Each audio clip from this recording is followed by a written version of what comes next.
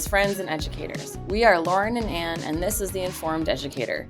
Today, we're joined by Roman Williams, the founder of Interfaith Photovoice, an organization that merges photography and sociology to foster intergroup and interfaith engagement.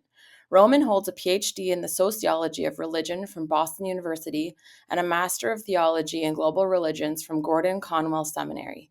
He spent nearly a decade as a tenured associate professor of sociology at Calvin University and served as the executive officer of the Society for the Scientific Study of Religion. His academic work explores lived religion and participatory visual methodologies, themes central to his edited volume, Seeing Religion. Roman's career took a turn toward community-based participatory action research, a shift that led him to launch his own consulting practice focused on belief, belonging, and human flourishing. His latest book, Sacred Snaps, Photovoice for Interfaith Engagement, co-authored with Kathy Holtman and Bill Sachs, invites others into his meaningful work. Roman likes to say he's helping make the world a better place and more inclusive, one photo at a time. Today, we are going to chat about the importance of interfaith work, the value of Photovoice as a methodology, and tips for educators who wish to foster good interfaith relationships and conversations in their classrooms. Roman, welcome. Thank you. Thank you. It was a mouthful. That was my first, well, I mean, I had one little slip up, but that was my first read through, and there were some tongue twisters in there, but yeah, you have quite the portfolio, so we're very excited to get into this conversation. Well, thank you for having me. To start, could you tell us a bit more about yourself and what brought you to your current career and interests? Yeah. Well, where to start? Where to start? Interesting things happen in life, right? I started this Ph.D. program at Boston University in the early 2000s and had the great luck of having an amazing advisor, Nancy Ammerman. And she invited me into a research project that was looking at religion and everyday life. So, oftentimes you'll read stuff about religion that's from the perspective of the scholar or the theologian, and that's important work, don't get me wrong. But what is really interesting is what everyday people do with that in their lives. And so this project was trying to understand that. And she had this intuition. She had heard of using photographs in interviews, but really hadn't explored the methodology very much. And she knew that I was interested in photography. I'd always been an amateur photographer and playing around with cameras. And she said, Roman, go see what you can find out about this. And I found myself back in the early 2000s in the Boston University Library on one of those old terminals and typing in search terms and coming up short. And all of a sudden, I got this hit on an article that caught my attention. It was called Becoming a Visual Sociologist. And it's something that was written by John Grady, who's become a friend and mentor. And it really invites people how to step into this unfamiliar world. So if you're familiar with sociology, you know that it's mostly about numbers. Every sociologist, it seems, is doing some sort of quantitative thing. And then there are a few sociologists that are qualitative, using things like interviews and ethnography. And that's a small portion of sociologists, but there's even a smaller group. I like to think of them as like a herd of unicorns. And I'm one of those unicorns. So I'm a visual sociologist. And what that means is that my approach is photo forward or photo first. In an interview, I'll ask someone to show up with some pictures about the topic I want to talk with them about. And most recently, this turn toward participatory action, grassroots involvement, and trying to understand and trying to change the world is really what's gotten me excited. But it all had to do with that seemingly innocent question. Go figure out this research methodology. And by the way, it's called photo elicitation interviewing. That methodology of inviting people to take photos and then sitting and listening to them talk about it. What excites me about something like that is it takes people that are oftentimes, perceived as the expert, the sociologist or the social scientist or the person with their master's or doctoral degree in education. doing an interview, they're sitting across the desk, across the way in this position that makes it seem like they know the right questions to ask. And something like photo elicitation and even photo voice as a group process decenters me as the expert and puts expertise into the hands of the participant. It treats them as experts on their daily lived experiences and puts practitioners into this position of sitting shoulder to shoulder, leaning in, looking at pictures, learning, asking questions informed by that person's daily experience. And to me, that's the genius of these kinds of visual methodologies, is it helps to change that the dynamic between the participant in the research and the researcher. So much of sociology is, you know, the sociology of, but my shift has changed it to the sociology with, and I find that to be more beautiful and more challenging and more engaging. Just a quick question, sorry. Yeah. If you're engaging in that kind of work, I really love the way you describe this, and I'm really thinking about the Photo Voice project we did in the spring, because that's my only point of reference in Photo Voice. When you're coming into a project and you're considering Photo Voice with your participants, what kind of a question and how open would the question be that's guiding you into that work? That's great. Well, let me answer that, maybe then say a little bit about Photo Voice so we can make sure people are following along with this. For me, oftentimes in a Photo Voice project, one of the initial questions is a very broad one. Where do your beliefs, your practices, and values show up in daily life? So, as a sociologist of religion and using Photo Voice, we use it to engage in interfaith and intergroup conversations.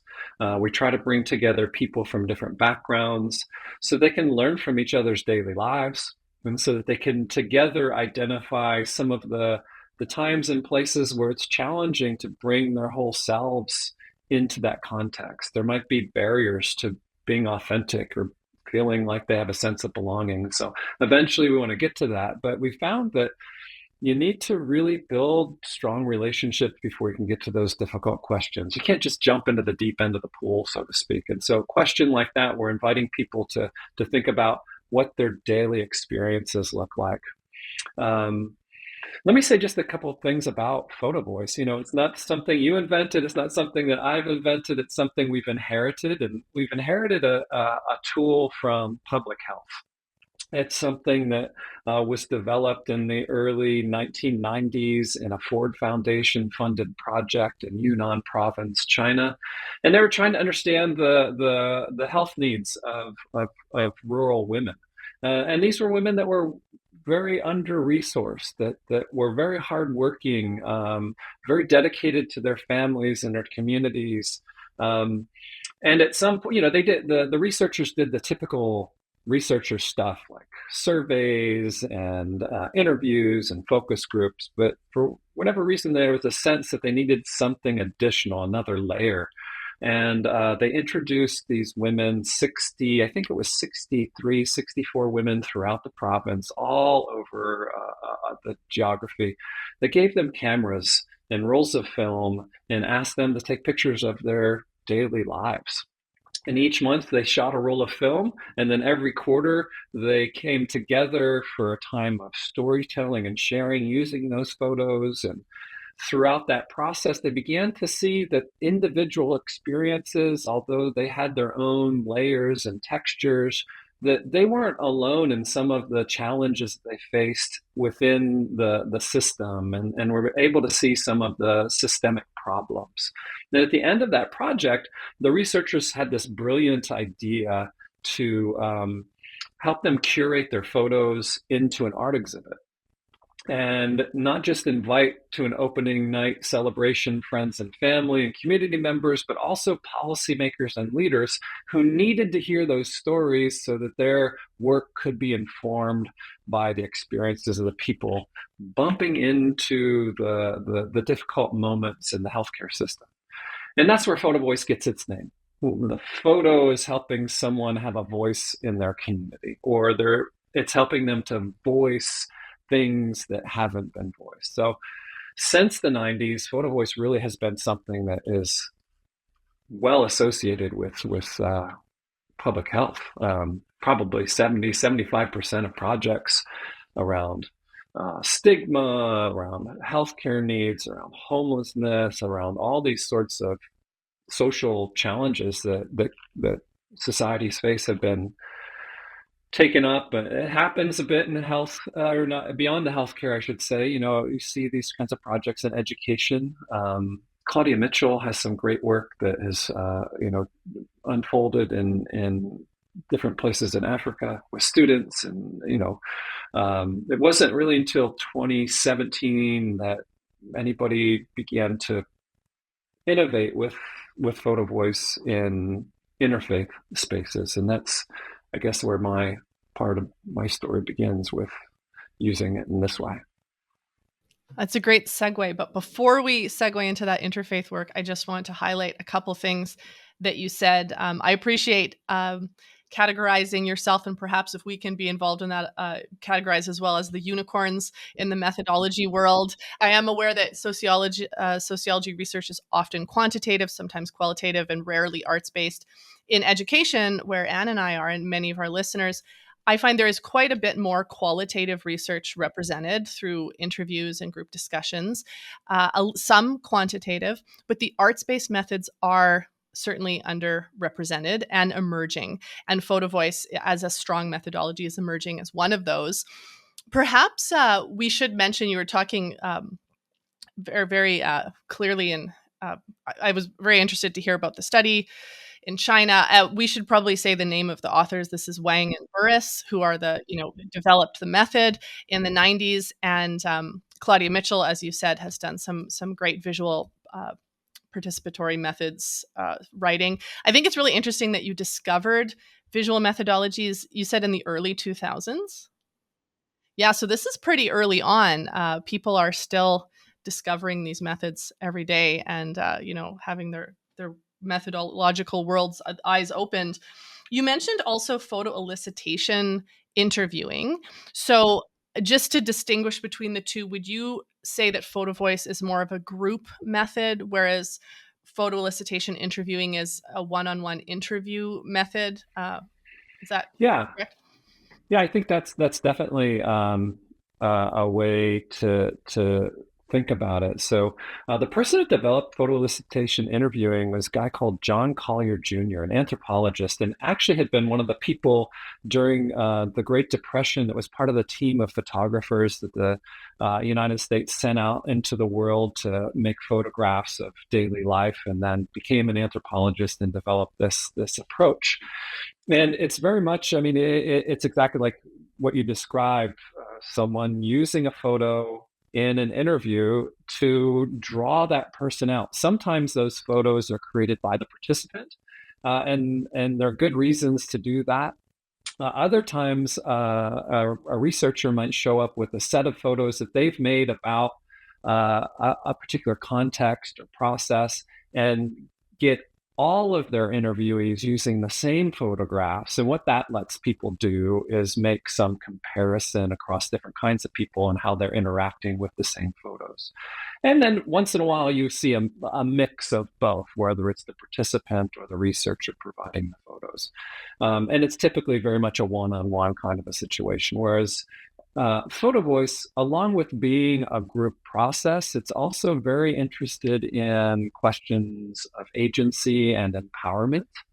That at the end of a Photovoice project, it's not just, hey, we learned something about the world that these folks live in. It's, we've identified some important challenges that we might want to try to address, or we've seen some experiences that we didn't really know about that we want to lift up. And we want to empower this group to move forward in some way beyond the learnings. And so I would say that's another important piece to it. It's about agency, empowerment, social change when you're thinking of Photovoice. And Photovoice also, of course, a fantastic methodology for supporting and highlighting voices of marginalized populations, which you just said, but in different words. Yeah, no, I love that. That's a great way to summarize. So perhaps we can allow the segue now into the next bit, which is the interfaith work. Now that we've talked a bit about these visual methodologies, I mean, this question, in some ways, it's very obvious. In other ways, there's a fair bit of nuance, but I've just simply written, why do you think interfaith work is important at this moment in time, at this moment in history? I think one needs only open their eyes, to see some of the answers. But in your words, why interfaith work? Well, I'm a person of faith myself. I consider myself a Christian, and people always want to know, what sort of Christian are you, Robin, right? Where do you fit on the map? And lately, I've decided that the best description of myself is that I'm trying to be a love your neighbor Christian. And of course, that implicates there are certain Christians out there that maybe I'm judging a little bit as though they're not quite loving their neighbor at the moment. But as a person of faith, I think the light really turned on for me in watching everything unfold during the 2016 election cycle in the United States, and came into 2017 with some real concerns, and was having a lunch with a friend that the kind of friend that you only see once a year or so, and having lunch, catching up. Their name is Michael Boss, and he's a minister at a church in New York City called Marble Collegiate Church. And he has this long background in interfaith work. He lived and worked in the Sultanate of Oman for about 10 years. And we were sitting down to have lunch, and really before our food was even started, we both expressed some deep concerns about what was said on the campaign trail about people from other countries with brown skin who happen to be Muslim, and how the incoming American president was talking about them, and some of our concerns about what might happen under that administration for people that we were concerned about. And it kind of just felt like that moment where a pastor and a sociologist put their heads together to kind of pull the lint out of our pockets and said, well, we don't really have much, but what do we have, and what could we do? What's our little role in this? And I would say that if there's any takeaway from our conversation, I hope it's this, that we all have a role to play in the world. It might be around interfaith, it might be around intergroup, it might be around arts-based research, it might be in the classroom, wherever it is. But we have these resources, great and small, and there are creative ways that we can make a difference beyond what we're doing now. And I guess I'm saying this as an invitation for everybody listening to think about how it is that you're invited to lean into a moment. And so Michael and I leaned into a moment. We put our heads together. I really wish we had written it out on a napkin, and that we had that napkin and could have it framed and up on the wall. This thing that became called as Interfaith Photovoice. So we took Photovoice, a tool that I had been using in other ways, and we melded it with Michael's background in interfaith work. And we got a little grant from the Louisville Institute that allowed us to do three pilot projects, one in Richmond, Virginia, one in Grand Rapids, Michigan, where I live, and then one in Fredericton, New Brunswick, in the Maritimes in Canada.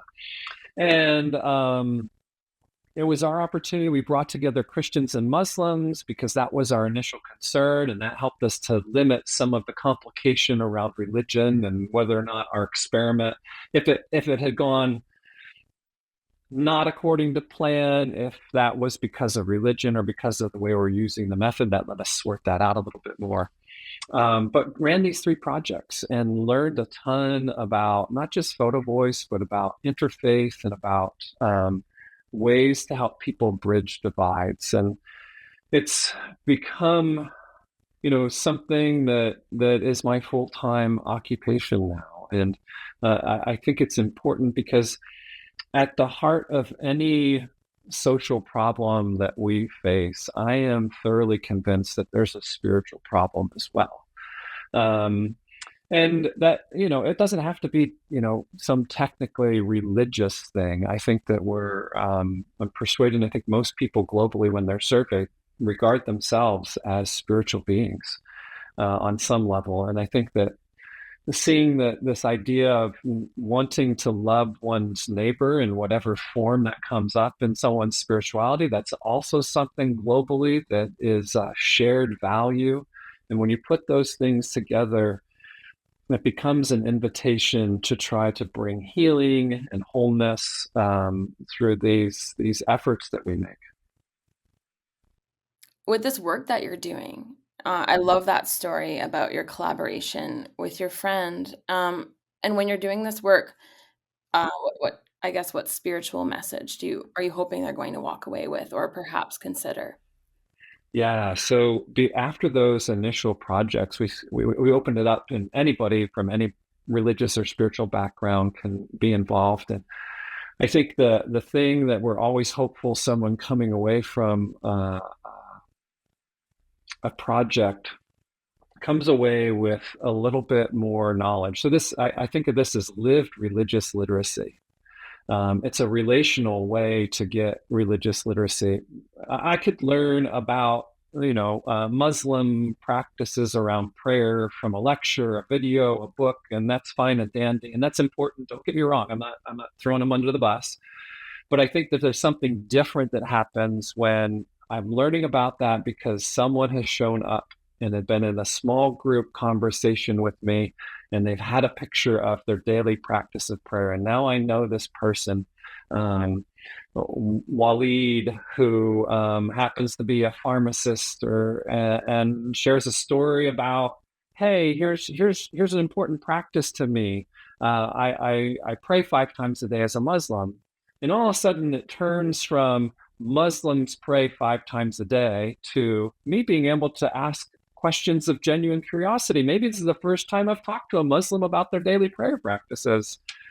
And all of a sudden I'm learning that it's not just prayer and not just the specific times of day, that those times shift every day. And maybe I didn't know that. And you have an app? Of course you'd have an app for this. Why wouldn't you have an app? But it never may have occurred to me that there's an app. And I may have never seen the complexity that my friend Waleed is a pharmacist, and they're talking about praying at noontime prayer, and there's their little prayer rug, and it's in front of this shelf of medicine. And so are you telling me, Waleed, at the local pharmacy, at whatever store, you're like, how does that work? Are you like, what do your coworkers do? And oh, you have to wash? You wash before you pray? What parts of you do you wash? Why do you wash them? And then I'm trying to imagine Waleed there, like in the men's room at the pharmacy with their foot up in the sink. Like, how does this all work? And so it's moving from knowledge, Muslims pray, to understanding, oh, so this is how that works or doesn't work. And oftentimes it's this realization that, oh my goodness, as a Christian, I can pray anytime, any place. But here's my friend Waleed it's very complicated. It doesn't fit into the way Western culture works. It's not on the calendar. It's not on the clock. And I develop a bunch of empathy around this, and imagining myself in Waleed's shoes, trying to fit this into my daily life, my goodness, and makes me want to have the kind of place, the kind of world where it does fit, and where Waleed doesn't have to hide behind the shelves of medicine anymore, that can do it out in the open without any fear of retribution or criticism. I guess that's my way of answering your question of what someone would take away. I hope they'd learn something, they'd have some knowledge, they'd have some understanding, they'd build some empathy, and they'd also build a relationship and something that we might call solidarity, that they also might want a place where the Walids of the world, and whatever your name is and whatever your religion or spirituality is, that you can be fully human around that, and there's a space for you, that you belong in the world. That's what I hope. And so those are the things that we hope happen in our projects, in our groups. And then the photo exhibit and other ways that we use photography online or in social media, we hope that we can carry forward some of that message, that we can transfer those learnings and that level of empathy and relationship out further into the community and into the world. That is so beautiful. And that just lit me up. Thinking about all of our educator listeners out there, and all the, the years I spent in the classroom working with students, trying to cultivate this sense of interrelational or interpersonal understanding and empathy among students. And I hear from colleagues today who are really struggling as students fail to understand the experiences of their peers. And I'm seeing this as a very, very valuable tool in order to approach that in the classroom setting. It goes way deeper than just, learning about another faith tradition in a textbook or from a distance point of view, and really allowing students to bring their personal stories and experiences into the classroom in a safe way that offers them the opportunity to ask questions and engage in dialogue. I think that there's an incredible opportunity here in education, and Lauren, in our courses, in the future. I have so many ideas that I can't wait to talk to you about. But yes, just thank you so much for sharing that. I'm brimming with excitement right now. I'm so glad to hear that. We had the opportunity last fall. We had a grant that allowed us to train a couple of teachers, English teachers, how to use Photovoice in the classroom. And they built it into 6 class periods, and that project was around hope. And our idea as people that went after this grant was, at least in the United States, it's not always a place where we can have conversations around religion and spirituality in the classroom, but we can still build those similar muscles by creating opportunities that if students want to bring that up, in choosing a particular topic, then the student is at the liberty to bring that up or not. And so a project around hope really also let us address something that we were seeing in the literature and seeing in conversation with people, that there's a hope gap, I think, among youth these days. And strangely, we read some of the work, like the work of Jonathan Haidt, The Anxious Generation, that talks about, the role of the smartphone in interrupting hopefulness, for example. Isn't it interesting that we call them smartphones, yet none of the teenagers in our classes ever really use smartphones to make a phone call? They're cameras. They are apps. These are means of communication that I totally appreciate. I guess I should say I totally appreciate context where it makes sense to say we're not going to allow smartphones in the classroom.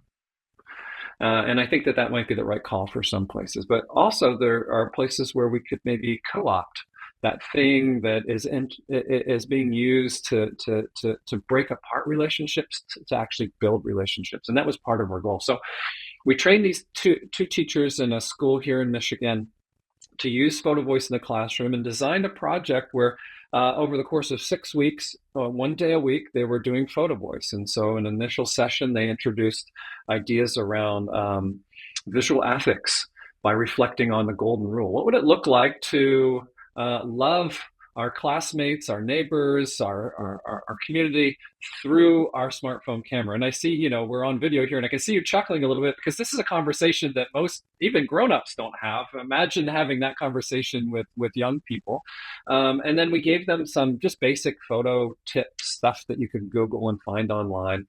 And then we turned them loose with an initial assignment.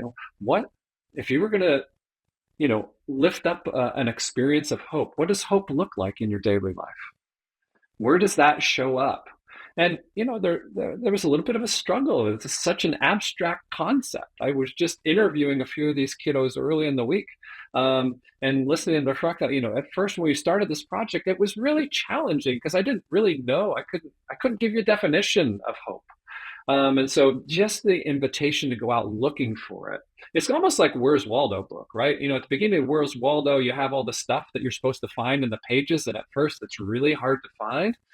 But then when you know what you're looking for, you can identify it a little more readily. And that happened a little bit in this project. And then they went on to other, assignments. But in the classroom, they would be in small groups. They had computers in their classrooms with cameras on them. And so for a lot of them, that's the device that they were using to make pictures and look at them. And they'd spend time storytelling. Here's my picture. Here's the story. Here's some questions. Here's some answers. And then we would build on, what makes hope available in your daily life was another assignment. What are some of the things that get in the way? What are the barriers to hope? What would a more hopeful life or school or community look like? And we invite people into this imaginary time machine that, of course, no one has. So that's a little bit difficult. But if you were going to the future, what would a more hopeful world look like? And sort of inviting people to reflect on change. And then they curated their photos into a collection of pictures that could use to reflect these ideas back to themselves. And we haven't done it yet, but there are plans to then use these pictures to engage the larger school community. So it's a large, diverse, maybe one of the most diverse schools in the area, or at least I should say in Michigan. And, being able to engage other things, help students see that they have a role in engaging others in important conversations, not only in the classroom, but their ideas can get out in their community and have a real positive impact. Roman, is that project going to be published or shared on a website or disseminated in some way? It sounds fantastic. Maybe. So we're in the process. We've collected. So we did. The other part is we wanted to see if this was working. And so we surveyed the students. About 120 students are involved. We surveyed them before the classroom intervention. It's a really kind of a social sciencey word, but it really is. It's an intervention. So we surveyed them before they got started, immediately after, and then about 6 weeks after they completed the project. And then, as I mentioned, we followed up with some interviews as well. So we have some data. We're trying to make sense of it, and that's going to inform a follow-up grant. And if we get that follow-up grant, there'll be a lot that'll come out of the project. And wait and see. If it does, I'll be sure to let you know where to find it. Yeah, we would definitely like to follow along and be aware of that. I think Anne and I are kind of smiling and looking at each other, glancing at each other, because so much of what you're saying is really aligning with the work that we are aspiring to do, although we haven't been doing it for quite as long. We actually just did a Photovoice project in the spring, I mentioned earlier briefly, with high school students, and one of the main themes was hope. Was photographing instances of hope in their lives, but specifically within the context of the climate crisis and climate anxiety, because we know that many youth globally are feeling tremendous anxiety around the climate. And one of the angle that we were taking was to delineate between hope as in just a blind, abstract, pie in the sky hope and critical hope, which we are hoping to help students move towards critical hope and away from anxiety. So that was a little bit of a nuance there. And critical hope, sort of a Freirean concept, thinking about, we are informed, we are aware, we are reflecting, we are critical, and we choose to focus on the agency that we have and the change that we can bring, and therefore feel hope. So it's like an informed, critical hope. And our group was much smaller. We worked with 6 students, and then we had an exhibition where they shared their pictures of hope. And I'm very excited to know that you've done this with 120 students, because we've talked about how, well, our next step is to scale this up and further develop that method. So thank you for that. Exciting. And did you want to say anything? I just know it's almost funny how similar, some of these ideas are that Roman is chatting about. Well, I'm just curious. So about the definition, or how you're defining hope as you're approaching this work, and when you're saying that you're surveying students or interviewing them before, I think, and after. is that are you attempting to assess their sense of hope, and how are you defining it in your work? Yeah, so we are trying to understand whether or not there were any changes in people's levels of hope, understandings of hope, how that might have evolved through the process. Um, and we've left it open to the student to define on the student level. We haven't come in and done any teaching around hope. These were English classes that weren't focused necessarily on hope. And our colleague Kendra Thomas is a psych prof at Hope College, which is here near me in West Michigan. And her work revolves around hope. And she does a lot of work on virtuous hope, which I think is pretty close as in the neighborhood of what Freire would have talked about as critical hope. It's this sense that it's not just pie in the sky. I want it to happen in the future. It's a mindset, an internal combustion engine that gets me through those moments in life that maybe even seem hopeless. That there's some larger purpose to what my life story is connected to, that gives me a sense of what the Greeks might have called a telos, a point in the future that life is pointed toward. And it was interesting. One of the pictures in these students, it was great because along with the interviews and surveys, I also had classroom observations. So I was taking field notes, and so I'd sit in on one of these.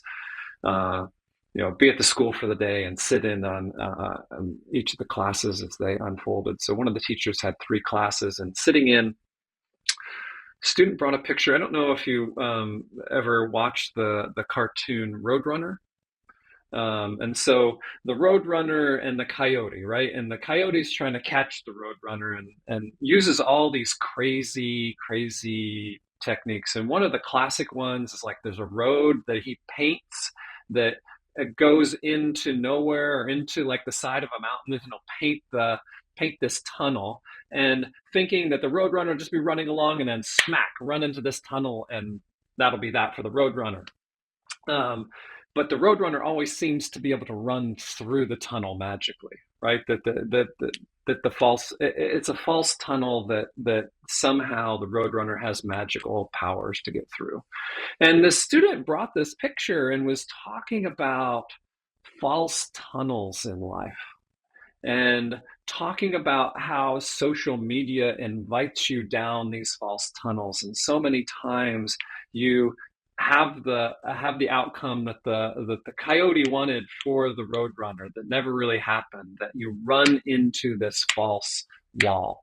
And watching them, you talk about lighting up with me, sharing a story or two, and sitting in with students that are bringing pictures, just a screenshot of this cartoon, and sharing this story about social media and backing up from it, and having this critical lens for thinking about social media. It was just amazing. And that led to this conversation about false hopes, right? And how to really live authentically into the things that bring you meaning and purpose and hopefulness in life, and that they weren't just this pie in the sky thing, that they were a virtuous kind of hope, a critical kind of hope, that we saw in a number of those conversations in students. So yeah, I think I've lost track of your question, but that's the way I would just give an example of a conversation that we saw. Yeah, I love that. I love how it's open to interpretation by the student. Yeah, oh, that's what it was, the interpretation of the student. And that's, this, I was recently asked a question about, what does arts-based bring to conversations around something like interfaith, for example. Interfaith so often can be so heady, so theological, and the theological is oftentimes trying to define orthodoxy, like right belief or orthopraxis, the right way of doing religious things. Art is a little fuzzier. Art is a lot more emotional, a lot more expressive, a lot messier, a lot more trial and error, a lot more creative and invitational. And that's really a powerful part. And we certainly saw that in the classroom around hope. We see it all the time in our projects around interfaith questions as well. Yeah, if I may, I just want to jump in there. We don't have time to chat about it today, but I recently did with a group of co-authors who were students and staff at Trent University an Interfaith Photovoice project. And in our next season, I would really like to have that whole group on the podcast. And perhaps you'll even come back, Roman, to talk about that project in particular, because, it'll be published and we have some findings and whatnot. But in terms of some of the specific values of Photovoice in that project, and we had quite a diverse variety of faiths represented: Jewish, Muslim, Christian, indigenous worldview, as well as spiritual. So it was really robust conversations. I've been reflecting on this, and I found that there were 3 particular benefits. And I realize that I'm not the one being interviewed here, but I just No, go want to for throw it. that in. I'm all ears. Yeah, because I feel like you're echoing some of this as well. The first was that through Photovoice, we were able to have conversations that were inviting in their indirectness. They were unintimidating in that they were not direct. I can only explain it as if I had to discuss something difficult and big, it would be more difficult for me to do that sitting across the table from someone and looking them in the eye than sitting beside someone and chatting gently. And it felt like we were sitting beside each other as opposed to directly looking each other. And it wasn't an intimidating way to talk about big ideas that could be difficult. The second one was, it was amazing how, even though at the beginning the group did not know each other, speaking about our photos was able to cut the small talk to avoid the quantitative almost entirely. And immediately we were into deep conversations rich with metaphor and analogy, like the student who's talking about the metaphor of the roadrunner, and the coyote. Very quickly, we got to that level of deep conversation. And that was really a pleasant surprise for me. And the third one, and I think this might be specific to interfaith work, was because we were talking about our own photos and our own experiences, it avoided the proselytizing piece or the tendency to just try to defend one's religion or express it as the most correct. I was a little bit worried that might happen, in such a diverse group of people that didn't know each other ahead of time. But I think the photos allowed us to focus more on our own experiences. So those are just a couple things I wanted to throw in there. And I hope that we can chat, further with that group. But it sounds like you have perhaps echoed a couple of the same. Absolutely. No, on all 3 levels. That so resonates with my experience of doing this. So the ability to have those difficult conversations that are share, intimate parts about me. It's what's lovely about Photovoice is that so much of the process is put into the hands of the participant. So they know what the conversation is going to be about before they get to the meeting. They have a prompt. They've made a decision about what parts of their life they're going to photograph and bring to that meeting. And even in the meeting, they still have choice about which of those photographs they'll ultimately talk about. And so maybe they're feeling particularly vulnerable and willing to share more, or maybe they want to hold some of those photos close to their chest and not share about them.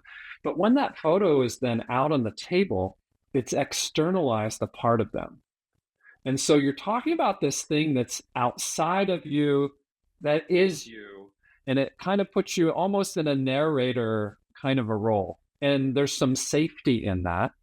And so sitting shoulder to shoulder with someone, learning about their lives, peering into those windows on their world is really powerful. And then what was the second thing that you shared about? I was just saying it seems to cut the quantitative or the small talk. Almost immediately we were into these deep, metaphor-rich conversations. For sure. And I think part of that is that's part of our history. I mean, We've been doing this, friends, since we lived in caves. We put the important things up on the wall as pictures. We sat in circles around a fire and we talked about them. This is part of our DNA. We are storytellers. And I sometimes think of photographs as that booster rocket for relationships. It somehow gets us further faster than a conversation without photos. And we do this. We used to do this. Maybe some people still have photo albums. You don't see them quite as much. But I grew up. You'd show up at someone's house. They'd pull the photo album off their coffee table, and you'd sit on the couch, shoulder to shoulder. You open up that book.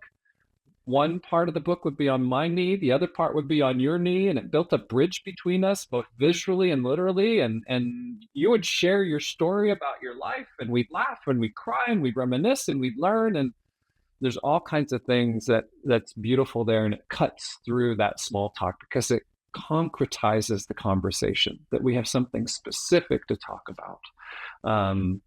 That's a really beautiful thing. Well, as always, the time is flying. It's never on our side, is it, time? Certainly not. We have touched on this question a little bit, but one of the questions was asking about whether you had any tips for educators who wanted to foster relationship and conversation in their classroom, especially between students of different faith traditions.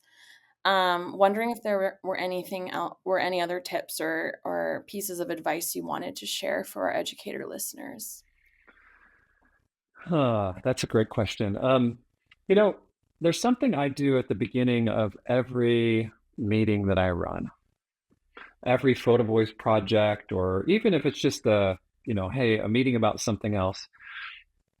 I'll typically find a picture and show that picture to everybody, and then just ask them the simple question, what do you see? And then do a quick go around and invite people just to practice looking at pictures, of interpreting pictures, of seeing meaning in pictures, of asking questions of pictures. And it develops some internal intellectual and spiritual muscles that then those kinds of curiosities and relational approaches can spill over into other areas of life. And I find I would encourage teachers to start playing around with photographs in that way. Your students are making pictures at just crazy rates. Last year it was 1 trillion new photos in the world. 1 trillion. That's something like 62,000 photos per second. If you're an average American, sorry, I don't have the Canadian statistics off the top of my head, but I know that if you're an average American, you're making 20 pictures a day. Now, typically, if you're older, you're making less pictures. If you're younger, you're making more pictures. But people are making a lot of pictures, and the visual has become our vernacular. And if we're going to be effective in this world, we need to become fluent. And so learning how to make pictures. I mean, wouldn't you like to be the cool teacher that shows up and say, okay, hey, I have a photography tip of the week. We're going to watch this video online, or maybe you've been playing around with your smartphone enough to be able to develop that skill, and you share it with your students and figure out a way that you can use that in the classroom. Maybe your classroom has banned cameras, but it certainly hasn't banned pictures. Those pictures can be used to great effect. Figure out how to get people out in the community, how people exploring the topics, like in an English class, for goodness sake, there are all kinds of things that could come up in a science course, in a business course, in phys ed. I mean, I think every course that you're teaching, you could come up with a visual element, and you can invite students to begin to think about how to use this tool for good. I mean, so much bad happens with photos in social media, in the news media, online, all over the place. But what if we could harness it for good? And what if we could build relationships and understanding and empathy and solidarity through it? And so be curious. I guess that would be my advice.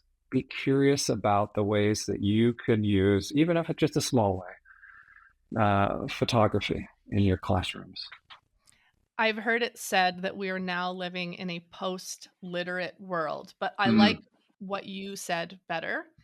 The visual has become the vernacular. And what if we could harness it for good? So I'm going to start using that one and quoting you Awesome. instead Well, of my thank quote. you. You're so sweet. Yeah. So Roman, where can people learn more about your work and organization? Oh, thanks for asking. So we can be found online at interfaithphotovoice.org. Um, we learn about what we do. We do things like workshops that are shorter, hour to 2 hour things that you can sign up for online. They're free. We do a monthly workshop that just drops the participant into the middle of our process, and they get to experience uh, the photo voice conversation. We usually do it around the topic of gratitude. There are all sorts of benefits to talking about gratitude, and combined then with photography, it becomes really powerful, and that might inspire someone to do come up with a classroom exercise like that. We do projects and trainings. You can learn about that on our website. We're on Instagram, Facebook, and LinkedIn. I also have a recent book that came out, as you mentioned at the early part of the hour. It's although it's a education publisher, Routledge, Taylor and Francis. It's written in narrative nonfiction format, so it falls into the textbook range that someone might use as like an auxiliary text that you're going to discuss in class as opposed to the main textbook. So I guess what I'm trying to say is don't let the academic publishers scare you off. There are footnotes, but they're not as many as you would find in a proper academic discussion. That's called Sacred Snaps. Great name. And thank you. And if you reach out to me somehow, I can get you a 20% discount for the book that is more expensive than we had hoped, but that's just the way the cookie crumbles sometimes. Thank you. Is there anything else you would like to tell us today? Well, maybe two things. First of all, thank you. Thank you for this. I've really enjoyed the conversation, and I think that we should be collaborating, and we should figure out how to do that. And let's get some big bags of money that we can spend on equipping people to do this work all over the place. This idea of scaling is one. That's challenging, right? How do you scale something like this? It takes a lot of time, a lot of effort, and if I want to do it in other places in the world, it's travel. Is that the right way? But I really think the scaling is around training people, and excited about that. Anyways, we'll have another conversation sometime about that. I think maybe I'll leave you with a quote that I found to be really thoughtful and inspirational, and it comes from Dorothy Lang, who was another one of those photographers during the Great Depression. Folks might know her photo, "Migrant Mother," is probably the most famous photo. It's a mom, and you're looking in her face, and she's kind of has a child or two on her lap and looks destitute. Anyways, when her biographer was interviewing her, Dorothy Lang said this. She said that the camera is an instrument that teaches us how to see without a camera. In other words, the practice of photography is teaching us something. And these days where the world is teaching us that we need to have particular, and if we step back from them, really peculiar kinds of photos, especially those kinds of photos that students, young people are being invited to put on social media with whatever filter, from whatever perspective, that their brains are being trained how to see the world. And that's in some ways scary. And we need to figure out ways to interrupt that process. And if the world is making 1 trillion new photos again this year, and probably more, that's a lot of training sessions. A lot of people are learning a lot of things that need to be unlearned. I guess what I'm trying to say is that the work is big and the work is important. And I'm excited to be on here with some like-minded folks, and hopefully some folks listening that we can together in our own ways and maybe collectively tackle these big, challenging problems that the world is facing. Thank you. We would like to acknowledge that this episode was recorded on Michissagig, Mississauga territory, treaty and traditional, at Trent University in Peterborough, Nogojoanong, Ontario, Canada. We are grateful to the First Nations of this territory for their teachings about and care for the land on which we teach and learn. The podcast was made possible by a Trent University Knowledge Mobilization Grant and is skillfully edited and produced by our friend, James Bailey.